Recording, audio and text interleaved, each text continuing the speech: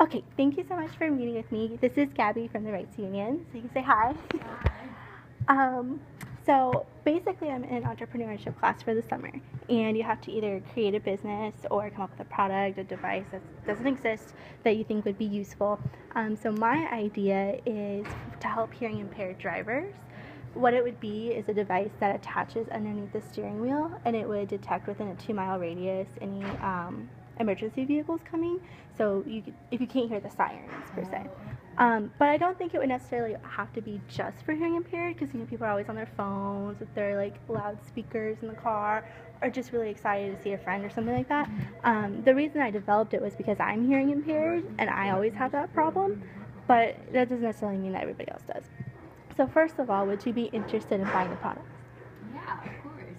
And are you hearing impaired, or you just think it sounds like a good idea? I'm not hearing impaired, but Okay. my mom worked at an elementary school with children who were. Oh, okay. And I think that'd be a great product for people to have. So was she like sign language Yes, teaching? Yeah. And it That's was, neat. I forget the term for the teachers that do all the hearing, that do the Yeah. workshops. There's a specific term for them. It's like speech. It was like a speech therapy type thing, but it included hearing impaired students as well. That's so cool. Does she still do it now, or is she retired? No, they had like a budget cut, so yeah. So the entire department got actually kind of like wiped out, and they have one teacher now, and she still works at the elementary school, but she works part time in like the after school care department, and she takes care of fourth graders now. But today's the last day, so we got up today. That's kind of crazy because PE, sure, I guess, sorta, but hearing impaired, like that's still gonna be a student problem, But I don't think that they had enough demand for it, so they were able to justify. Okay. Because to me, I'm like, that's a lot to put on one person, but if there's only like 3 students from like kindergarten through 5th grade, I guess that sort of makes sense. So when it comes to buying a new product, like maybe before Apple was even a thing, how do you go through the process? Do you just buy things on a whim or jump on the bandwagon? Do you do research or anything like that? Well, yeah, I do a lot of internet research usually before I buy something, just because I'm kind of skeptical when buying products, especially if it's on the internet. Like only through the internet? Yeah. Okay. Like if you don't see something in person, like you can't like physically see it in front of you or touch it or actually like talk to someone about it in a store, I'd rather read up on it. But I guess because I've read up on things, even when I go to buy stuff in the store, like you're kind of leery. Like especially with cell phones, like I feel like I research on it before I go to buy it, just because we've got that technology in front of us. So. Yeah.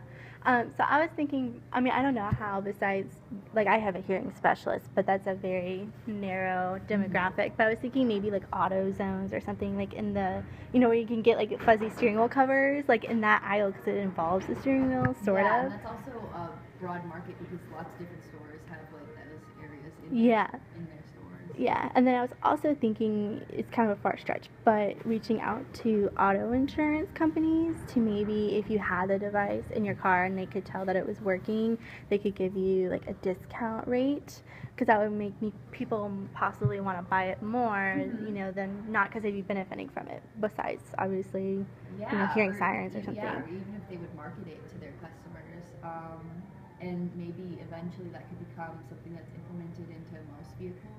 Yeah. Just because it's helpful no matter even if you're hearing impaired or not. Exactly. I was actually surprised that it's not a thing in like newer cars that are models. Because they have like the GPSs that do like anything and everything with cameras, for all that stuff. To tell when an emergency vehicle is coming. Yeah, especially in the broad daylight, because at night you can probably see the sirens. I might not see the sirens, but see the lights. So what was I going to ask you next? So you like to research online. Is there anything with a product, it could be anything, that makes you go automatically, yes, now that I've heard or seen this, I definitely am going to get it? Probably customer reviews, just because I trust people the most. A company can say stuff about their product, but at the end of the day, it's their product. Yeah, so you're going to favor it, obviously. Yeah, so if something has like a really good review and there's like a lot of people who have rated it, obviously all of those can't be fake.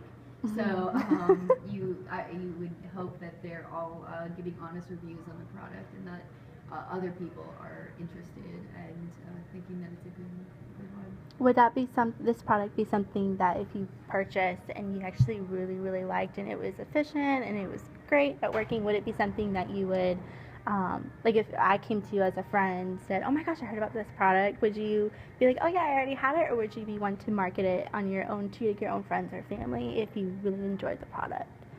Well, I would actually suggest it to my parents and my like older family members, just because I feel like that's something they need. Gainesville does, like I've been in a lot of situations where I'm in the car and then I automatically like just out of nowhere hear a siren behind me, and there's so much traffic I can't really move out of the way. Yeah. So with it being within a 2-mile radius, I feel like that'd be really helpful to know Give you that some, it's coming. yeah. Just because with Shands and everything nearby. So I feel like if I would find it useful, I would hope that my family would find it useful. So yeah, I would definitely give it to them as safety reasons. Nice. Now going back to the question before that, is there anything that with a product review or anything like that that you hear you go automatically, no way, I will never get this because of XYZ, or something you see? I don't know if there's like a specific thing that I see, but it still goes back to like the reviews, because like if I look at something and it has a lot of 5-star reviews, but it also has a lot of 1-star reviews, that's clearly maybe someone is like putting 5-star reviews just to balance it out. Yeah, but the that's 1-star true. reviews, I usually like read those as well to see what people have to complain about it, and if it's like a common theme between the reviews, like something is consistently saying that something's wrong with it, then yeah, I would probably, if that was like the difference between me buying it and me not buying it was that reason, then I would probably be swayed otherwise. So you're like a testimonial person, like you love to hear, see, read testimonials. Yeah, I basically base it, like Amazon is super helpful just because they have like people, and then after you buy the product, you, like I get the emails like, oh, can you review this product, so that other people can know, and I feel like that's really helpful. So if this product was sold on Amazon, that'd be a good I didn't idea. think about doing it through Amazon because I feel like you go on because you're about to type something in the search box because you know what you're after, and not necessarily going on to browse Amazon because it's so huge. Some people do, though. I can't work Amazon to save my life, so I always have my brother do it because he has the Prime account. So I'm like, can you just get this? What was I gonna say? So you were saying that you get emails to review and stuff like that. Are you the kind of person that whenever you get a product or a device or anything that you do like to do comments and reviews, or do you kind of skip out? I usually skip out unless I have like a really strong opinion about it. Oh, okay. So, I mean, that's just me with like a time thing. Like I never like really found the time. Like, oh, I'm gonna go and write a review of this, just because of school. But that's my own thing. I bet if I had more time, that I would like comment on the things that I bought, just so other people who are like me, who are looking at reviews, would find that helpful. Yeah, I feel like it's hard because I always want to, but I want to be thorough and in depth, and like whatever I'm thinking, I want you to get that point, not to be like, does she mean this or that, or so it's hard because it's funny, the time is like really, really hard because I'd rather sleep. That's exactly what I say. Like if it's midnight, I'm not going to spend 30 more minutes to write a review hoping that somebody would read it and go, oh my gosh, I'm going to get this now because so-and-so said that. Like I can't think about those things now. Yeah. Now, one last question, I swear I'll be done. Is there ever a price range? Like, even if you really, really, really want a product, and you've done your research and you're like, yes, I so want this, and then you see the price, maybe it was not out and available then, is there ever a price range or like a max that you won't spend on a device or something? Well, usually, like $100 is when I start to consider my, like, what I'm actually taking care of, like, what I'm actually doing, just because of, like, with now working, I'm only working, like, I guess, 20 hours a week and whatnot, so it's based on, like, what I make. Yeah. If I made more money, it would probably be a higher yeah, it would be a little easier to throw $100. Yeah, exactly, but, like, I start to question myself at, like, $100. I'm hoping to stay within 40 to 80, but then again, like, manufacturing-wise, I don't know because I want the wires and everything to be aesthetically pretty because I don't want it to be a mess underneath your steering wheel, but I also Mhm. want it to be effective. I don't want it to work once and then die out on you. Yeah, and also be easy to install for people. Yes, especially for me because I am not tech savvy whatsoever. Like my phone, it's ridiculous. I can't work it to save my life. I feel like I was born in the wrong generation. I really appreciate you taking the time No to be interviewed, problem. Gabby. So I hope you enjoy your night and thank you so much. No, thank you. Thanks.